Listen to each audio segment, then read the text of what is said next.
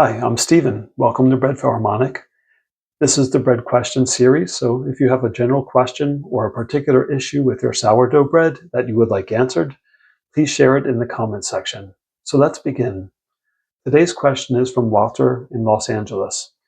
He writes, "The tops of my pan loaves are always burnt and a big air pocket forms underneath the crust. What are the proper oven settings for a tin loaf?" Well, this is actually a common defect. The crust forms too quickly and separates from the crumb underneath. This is sometimes called a flying crust.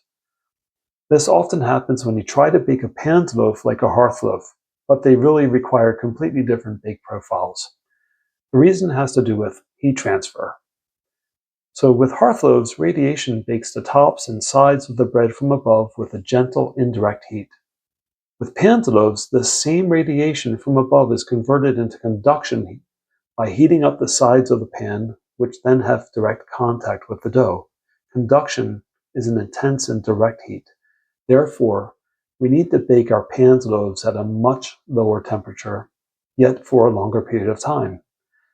Panned loaves bake best in a falling oven, meaning the temperature drops throughout the bake.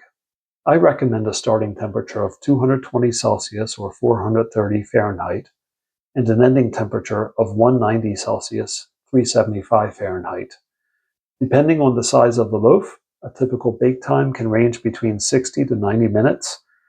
It's also important to keep steam in the baking chamber for the entire bake, even if you're using a lid. Steam coats the pan and the top of the loaf, creating a heat barrier and a gentler baking environment in the chamber. Now, how can you tell when the loaf is fully baked? You can check the internal temperature with a probe thermometer. Target temperature should be 95 Celsius or 203 Fahrenheit. Make certain that the probe is at the center of the loaf.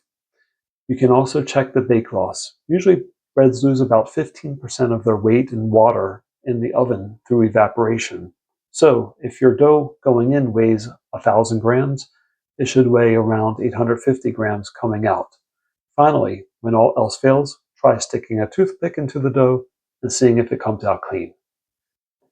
I hope you enjoyed today's video. If you found this video helpful, please give it a thumbs up and subscribe to Bread Philharmonic. It really helps the channel grow and allows me to continue creating more bread baking content for you. Remember, great bread isn't an accident. It's the result of understanding the craft. Until next time.